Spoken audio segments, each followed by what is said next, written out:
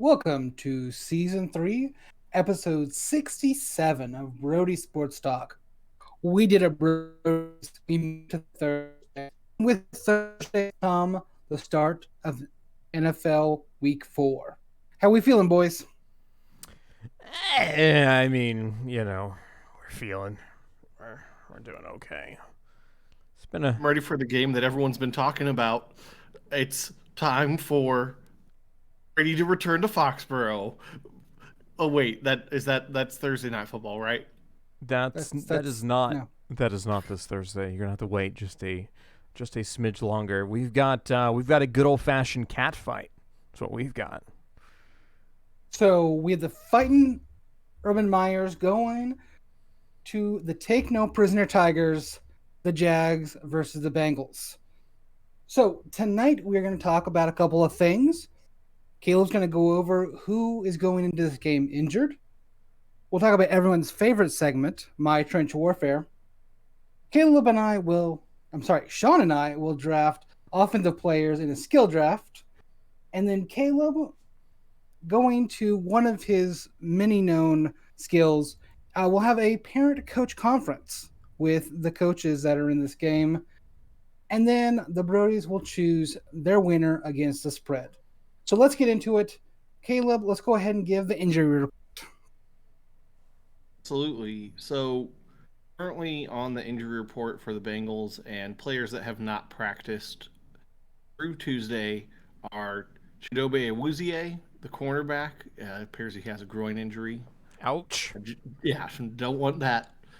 Jesse Bates III, the safety, he's actually really important to what they do on the defensive side of the ball. And the other two that are out are offensive. It's T. Higgins. I know that we want to know whether or not the second round receiver is going to play or not, especially if you have him on a fantasy team, perhaps. And last but not least, a possible candidate for a trench war, Xavier Suafilo, guard, is currently not practicing with a knee injury. As far as the Jaguars are concerned, the only person that is listed on there as a did not practice is Josh Lambo, the kicker, for personal. So we'll have to see what we can find out about that as we get closer to kickoff. I'll probably share something with the official inactives on our Twitter feed closer to game time. Probably taking a personal day to rewatch the Justin Tucker kick in Detroit. I mean, there are worse things he can do, and he's been doing them on the field usually, including missing extra points. So, Josh Lambo not living up to what his name sounds like it should be. So, even though he doesn't spell it the right way. Not a lot of good things I think associated with the word Lambo. Very subpar. Just gross things nobody cares about. So moving on, let's go into the trench war before we have a war between our two hosts. So tonight I am going to put in the spotlight Jonah Williams, the left tackle for the Bengals, going against Roy Robertson Harris or Taven Bryan, depending on who starts, because that's kind of up in the air at this point, and Miles Jack, who is the strong side linebacker. So in this one, I like Jonah Williams. So before I dive deep into the coverage of this, I would like to apologize to all the Bengals fans. If you've listened to our previous episodes when we talked about the draft and we talked about the Bengals and what they were going to do this year. I mean, everyone had listened to it because you're constantly re-listening to our episodes because this is like the Bible to you. I was wrong. The Bengals offensive line is doing just fine, and them taking Chase over Penei Sewell probably looks better after the first couple of games. So I'm wrong, and I apologize. And I think it takes a big man to apologize to other big men who get paid to wear orange.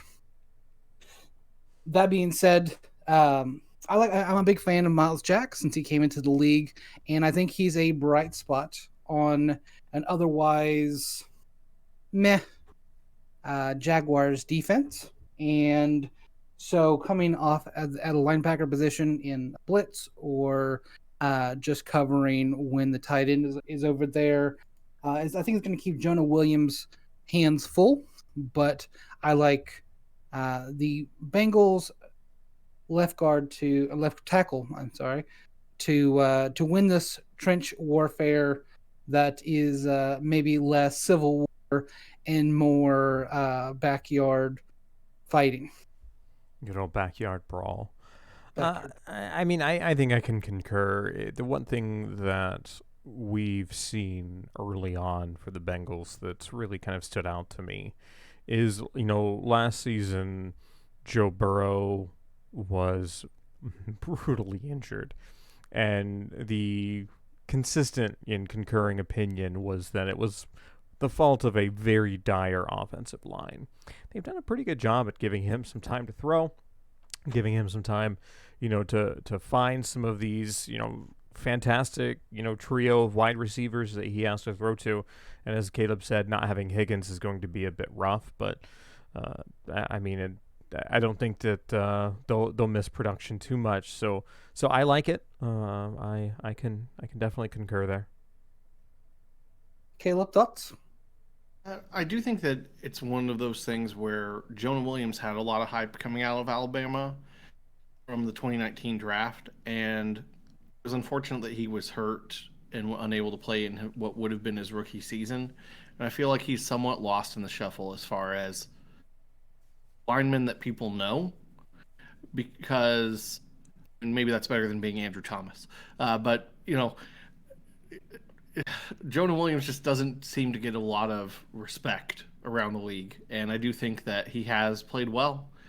Granted, it's an early season there in Cincinnati, but I think if I had a restaurant, I'd give him some free Cincy chili because he would deserve it.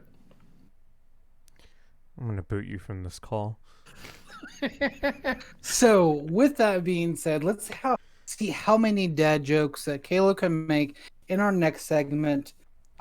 So, Caleb, what are the parameters of our skill draft? So normally this is Sean's shindig, but I decided to steal it from him and change it up this week. So what is going to happen is we're basically acting as if we're in this alternate NFL universe where Roger Goodell made some horrible mistakes in his basement, and the Bengals and Jaguars have to redo some of their drafts from the last couple of years. Because they've both had the first overall pick the last 2 years, which resulted in Joe Burrow and Trevor Lawrence. With the Jaguars won the coin flip. Derek's going to represent them. They're going. That they would get to call the coin toss at least on Thursday night. So that's what it happened. The Jaguars are going to get to call first to see who they want. We're just going to do a few skill position players on offense. We're doing a quarterback, running back, receiver. It is one of those things where if we presume Derek takes a quarterback to start off, Sean can pretty much wait to take his quarterback at the end. He cannot nab both quarterbacks because Sean delayed taking one. It's not super flex. It's not super flex.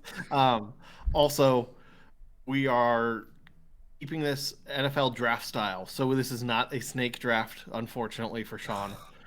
Derek and Sean will alternate picks. This is terrible. I know. This is probably some of the worst case scenario for the Bengals because I think they might actually have a lot more of the talent in these positions than the Jags. Everyone's up for grabs though, so and I want you guys to think probably not necessarily in terms of building a winning roster for the rest of this year. I want you to think of the best 3 to 5 year roster. So that may mean a certain first round receiver named Travis Etienne does get drafted. It also might mean that you might say, I want to see running backs that have actually played on the field in the NFL. So, Derek, you are up first. Explain to us a little bit about why you're making the choice you're making there. With the first overall pick in the Brody draft, I am taking the best quarterback in this draft, Joseph Burrow. For me, I've got to build everything around a real quarterback. I think that Trevor Lawrence has a lot of talent and a lot of upside, but I do not think that he. Um, I don't think he's going to have a good 3 to 5 years. I think Joe Burrow is going to have a better 3 to 5 years, and so I'm taking Joe early. And Sean, your Cincinnati Bengals are now on the clock. All right, so I'm going to do something that is very Bengals-esque, because I mean that's who I'm representing, and I am actually going to take Jamar Chase. Oh, So interesting. so my thought process here is that, as we've seen through the first couple of weeks, this preseason drop issue isn't really manifesting during the regular season the way that people thought. Chase has looked every bit the receiver that I think a lot of people were, or at least Bengals fans anyway, were hoping that he would transition into. He's still not quite there yet, but I think the skill ceiling is high enough that looking at all of the other receiver options, this is a passing dominated league. So I think grabbing a running back here right off the bat would be a team building mistake.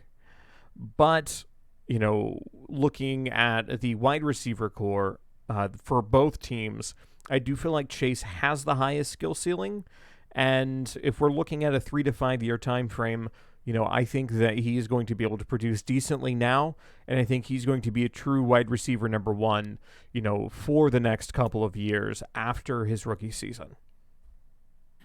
So we've got two Bengals going off the board, one to the Jags, one to the Bengals, and Jamar Chase is on the case. So you got to be happy to have him still in Cincinnati. Derek, you are back up with the third overall pick as we start the second round of this draft. Well, someone has to catch the ball when Joe Burrow throws the ball. And because I have two wide receiver positions I need to fill, I'm going to go ahead and take wide receiver. T. Higgins from the Bengals. I am stealing all of their players.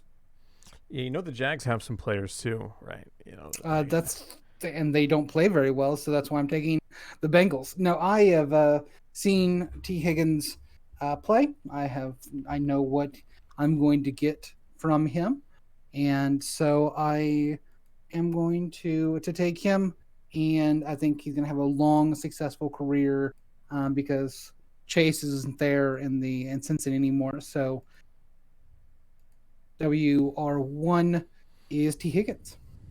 Man, that so it's kind of a weird situation, right? So if I'm wanting to keep looking at, wide receiver, this is building for the future, right? It's kind of strange because you see Marvin Jones has been outperforming all of the younger Jags wideouts through the start of the season, which doesn't really, I think, bear a lot of promise. So what I'm going to do is I'm going to keep in mind this is as of right now. I'm going to go ahead and actually take a Jag off the board. And rather than going with the proven pedigree in Etienne, I'm going to go with James Robinson. So I get that he was undrafted, right? I think he's got that hunger that a young team really needs. And he would obviously be entering in a better situation in Cincinnati than he would in Jacksonville, considering current circumstances anyway. So that it's weird, right? Because it's like, okay, well, why didn't you go with Joe Mixon? Well, for me, there's I think a legitimate durability concern with Mixon long term that just has me kind of pumping the brakes a bit. I get that he's remained healthy this season. There hasn't really been a hint of an injury issue because he had that foot problem, the season prior. But you've never really seen, I think, elite production out of Mixon aside from his sophomore season. And he's 25, 26, maybe, I think, somewhere in there. So he's only got a couple more productive years left. I think that Robinson, for me, is just the more interesting and dynamic player between him and Etienne. So that's the direction that I'm going. Good All right. point. So we've got two wide receivers, a running back, and a quarterback left. Eric, what are you taking here at pick number 5? So, boys and girls, listeners of all ages, I want you to understand that Sean is much better at fantasy football than me. Um, he thinks through all of his picks and doesn't take them by the skin of his teeth like I do. You just slapped I me like super hard this week, so I don't even know what you're talking. I lost by like 80 points. I Okay. beat you handily. Hey. Yeah. That being said, for everything that Sean just said about Joe Mixon, I'm taking Joe Mixon. Mixon is off the board to the Jaguars. It's a As deep Derek wide has receiver draft, and so to I take can. a Jaguar to stay on the Jaguars. I'm replacing all of the. And here's the thing: if I had to take a second quarterback, I would take Brandon Allen over Trevor Lawrence. I'm just saying. That's how much I think Trevor Lawrence is not going to be a good player. Well, to kind of keep the trend of Bengals players, I'm going to take Tyler Boyd. I think that one of the things that's impressed me about Boyd is that, in a wide receiver core where you've got, the young upstart in, rookie Chase, and then you've got T. Higgins, who has proven to be an absolute threat.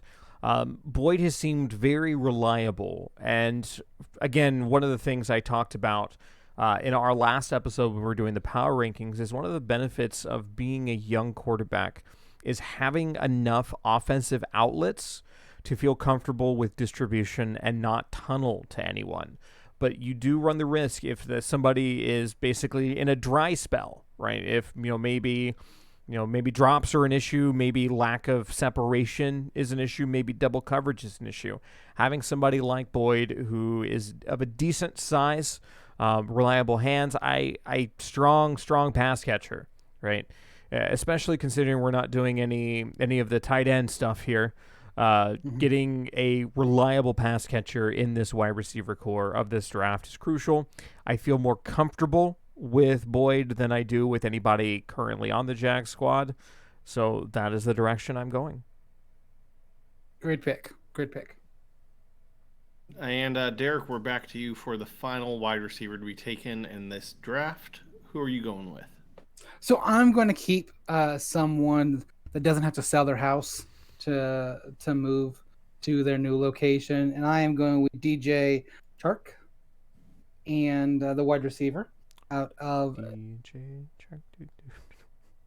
I was waiting for it. I was waiting. Yeah. I was gonna do it, but Sean got there first. I did it so you didn't have to. Yeah, so because you didn't want to hear me do it. I really That's fair. Wide receiver, and I think he goes well with my my T. Higgins and Joe Mixon picks. And Sean, time for you to draft Mr. Highly Relevant, but also irrelevant for the way that this draft went. So at quarterback, CJ Brandon Allen. No. No, I'm going Trevor Lawrence. So I mean, you look at the situation that Lawrence has entered in. It's not really an easy one, and all the hype is there and hasn't really manifested the way that I think anybody in Jacksonville would have liked. But that's not necessarily to say that it's a bust. I think it's just a bust of a situation. But hey, he's going to Cincinnati where it's not really that much better, but it looks better now. Nice. Yeah, so a great skills draft. To recap, I took Burrow, T. Higgins, Joe Mixon, and DJ Chark. And Sean has Chase. Yeah, Jamar Chase. I can't see the James my Robinson, phone. Tyler Boyd, and Trevor Lawrence. So there we go. Thank you so Derek much. only likes drafting people whose names are 3 letters or shorter. Yeah. He's got Joe, T, Joe, and DJ. Yeah, I don't want to waste time, except when I'm trying to look at my phone to see who was drafted, because my glasses are clearly not strong enough. So that being said, we move on to the actual game with the actual people who are getting paid dollars to play this game, and we are talking about the against the spread picks. So we have the Jaguars plus 7.5, or the Bengals minus 7.5. So I start with Caleb. Who are you taking in this game? I'm going to go ahead and take the Bengals minus 7.5, and I really do feel like it's going to be the Bengals in what may feel like it's a little bit of a landslide. I think that in general, you go with the home team most of the time for Thursday night football, unless it's the Texans, and you go with the home team in this instance as well. Uh, the Bengals are going to get the win. I think that the Jaguars have yet. I would have to double check, but they have yet to be within 7 points of anyone they've played. So lost to Houston, I think, was by 17. Lost to Broncos was by double digits, and then they lost by 12 to Arizona. Now they have to go on the road after having the last two at home. I think the Bengals are going to have this one by at least 14. I don't think it's going to be a close game. I'm going to just to throw out a score out there. I'm going to say something like Bengals 31, Jags 17. So I should probably say Sean, your Jags thoughts? 16 and have Lambeau miss an extra point. I'm actually going with a 26-16 win for the Cincinnati Bengals. To me, this feels like a battle of teams on two very different trajectories, coming off of a good, comfortable, and meaningful win on a short week. I think the momentum is in the Bengals' favor. Because I mean, you have to really look at how much of a perennial basement dweller the Bengals have been in their division for a decent amount of time. And even when they have been good, they have never really been relevant. Hey, this is a chance for them to go 3-1. I think they're going to take advantage of it against a team that has just come out so flat in so many different areas and looks so outmatched coaching wise that even if the Jags somehow pull this off, get a win, or at least keep it close, I don't necessarily think that it's going to be anything that they've done well. I think it's going to be things that the Bengals didn't execute on. So I'm going to err on the side of the Bengals executing well enough. I do have to say, and I hate predicting something like this, Thursday Night Football is notorious for injuries.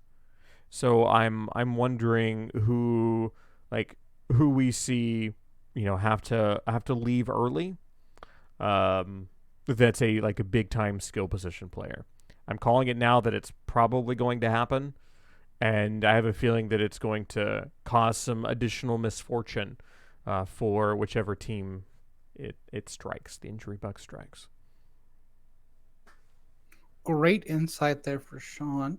I am going to make it a clean sweep. Everyone knows how much I hate NFL games that are over a possession, but I think the Bengals cover the 7.5 points, and I think it's going to be pretty easy. I'm going to tell you right now, there's no way in God's green earth that Zach Taylor is going to kick a field goal that anyone can return for 7 points. And so that's the only reason that the score of the Cardinals and Jags game looks anywhere close to decent is because of that 109-yard return. So I think that he'll put Joe Burrow out there and throw a very, very deep pass, Hail Mary, before halftime rather than try to kick any kind of field goal that is not a chip shot, basically. So let's move on and let's put on our tweed jackets and head to school. as Caleb has a parent coach conference with the coaches in Thursday night's game. So I wanted to switch it up instead of looking at the position coaches. These are both coaches that we were kind of curious about before the season. I don't know that we would have said both of them were on the hot seat, but I think we did a temperature check for both of them. So at this point, Zach Taylor, of course, the Bengals are 2-1. He has a career record with them of 8-26-1 next to the Eagles. That draw is in there. And I would say things do seem to be turning around despite playing in a lot of close games so far this year. They had the overtime field goal win over the Vikings, which looks better and better every week. They lost to the Bears, which looks worse and worse. Granted, they gave up a defensive touchdown to Khalil Mack, I believe, in that game, and Khalil Mack has a way of making people look bad. And then, of course, they went to Pittsburgh and beat the Steelers, which they beat the Steelers late last year too, so they now have back-to-back wins over Pittsburgh. So, to look ahead at their schedule, we all just kind of pick them to trounce the Jags and go to 3-1. And their October games they're playing the Packers, Lions, Ravens, and Jets. So I want to know how many of those you guys think that they'll win. Just as a quick question, it's probably more of a do they take more than two? I know Sean said they might lose the one to the Lions, but I think that general picking 2 wins there is fairly easy out of that 4. Derek, what do you think? Are they going to be able to snag more than 2 out of that group? I think they sneak a third in there. I don't think they clean sweep that, but I think they go more than 2. Okay, Sean, what do you think? I'm actually predicting him to win 2, and it's probably 2 that or at least one of them that you wouldn't expect. I think they do beat the Jets. The Jets look hapless right now. Just look absolutely hapless. But I do think they lose to the Lions. I think they end up beating either one of the Ravens or the Packers. And I think it's a lot of this idea that this Bengals team seems to want to play up to the level of competition. And I think they will play the Packers and Ravens very, very competitively. I think they may end up snagging one of these in an unsuspecting manner. Question: the Packers, because you didn't put this on here, and I'm not looking it up right now. Are either one of those games home games for the Bengals? We're checking that right now. So it is hosting the Packers and at the Ravens. So I think the Packers would be more like, it feels like something, more of a, getting the business done at home type thing. That smells right to me. Apparently the other 3 are on the road. They have 3 road games in a row, which is rough. Pretty miserable from the schedule makers. That is, that's not fun. I do think if we see them looking into the future here, and they're 5-3 with getting 2 wins there, or if Derek is right and they find a way for 3 wins to go to 6-2, Zach Taylor is safe for sure. Bengals organization has been ridiculously loyal to head coaches in the past. He had 6 wins coming into this season. If he has 5 or 6 wins through 8 games, I think that we are talking about the Bengals as team that has returned to form finally and are pretty excited about their future chances. So with that being said, I'm going to go ahead and give Zach Taylor and the gang, I'm giving them a little minds. Their parent coach conference. They're passing the grades. They're not really proven. They're not exceptional. They are, I would say, solid and maybe a slightly above average from where they were expected for sure before the season started. Any qualms with that grade? No, I think that's perfectly justifiable. I think it's good. All right, well, let's see how Urban is doing. The Jaguars, of course, are 0-3, and we haven't discussed it specifically, but they are 27th in the NFL through 3 games in points scored, and they are 28th in points allowed. They have lost 18 in a row, which is tied for the 5th longest NFL losing streak of all time. They do If they lose two more, they are standalone for third, and it is the longest streak since the mid 70s Buccaneers. When do you guys see Urban getting hit the first win for the Jaguars this year? Or do you see them going potentially winless? I went to Derek first last time. Sean, let's go over to you for this one. I think they beat the Dolphins. I think they get their first big win on the 17th at home. That is a London game, I think. Oh, is it? Is it a London game? Yeah, then definitely. Yeah, I realized that was the London game. Yeah, give it to the Jags. Yeah, I was like, wait, that game says it's at 8:30 in the morning. Oh wait, yeah, that makes sense. That's a London game. Yeah, so definitely, I think that Jags are used to this now. That's where they get their win. Derek, where do you think the Jags are going to get their win? 2022. I don't think they win this year. Going hard in the paint. Yeah, Well, I watched the 3 games that they have played, and I mean, I'm glad the Broncos beat them, but same time, they do not look like a football team to me, and I think that they do not play together. I mean, they were leading the Cards heading into the second half of their game before Kyler Murray did Kyler Murray things. It's I don't think that roster is super terrible. Again, I think it's just a matter of they really haven't found the coaching groove just yet. I don't know if they necessarily fully get it, but I do think they show some progress. I can't see them going completely winless this season. Gosh, if they do, I can't imagine. Really, let's see. I mean, I'm looking at their schedule right now. Let's assume that they lose the London game, right? Let's say they lose the next 3 and they're 0-6, heading to a stretch of traveling to Seattle, hosting the Bills, traveling to the Colts, hosting the 49ers. Before, I mean, really, this schedule is not the easiest, right? The Colts, I mean, are another team that's struggling, but I don't know. I can't see if they're 0-6 heading into the Seahawks game. That's got to look. It also depends on the type of losses, right? I think that's one of the things that really goes unsaid too often when you're talking about a coach getting fired early, is there really has to be some storylines to go along with it. It's never just, we lost a game. We lost a game, the job didn't get done, so the coach is going to get fired. Otherwise, there's a certain head coach of the Chicago Bears that likely would have been booted a long time ago. Sometimes it's just a matter of how the team performs in these games. And right now, the Jags just simply aren't staying in it.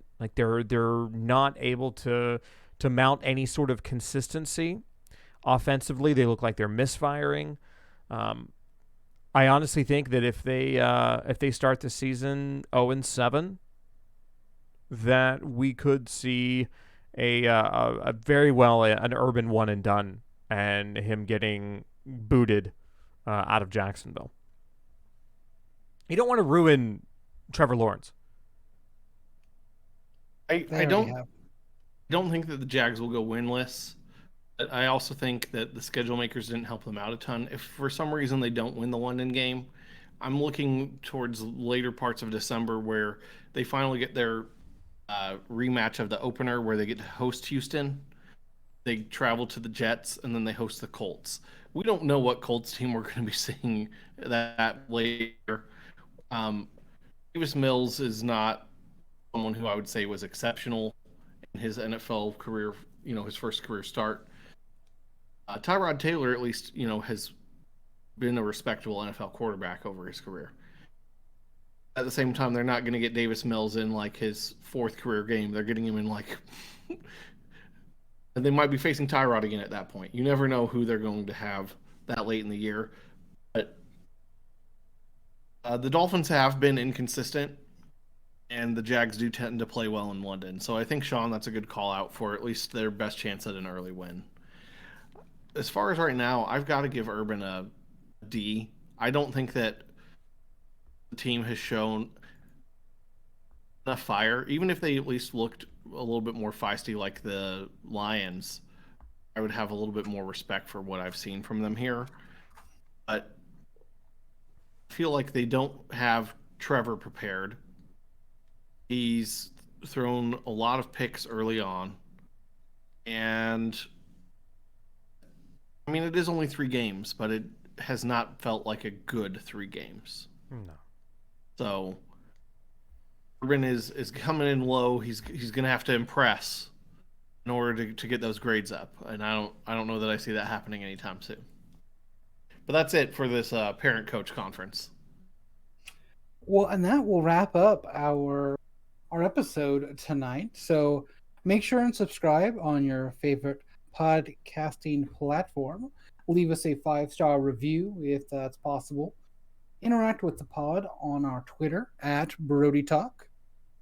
You can find that link and all of our others, including our YouTube link and our merch, at Linktree, linktr.ee/Brody Talk.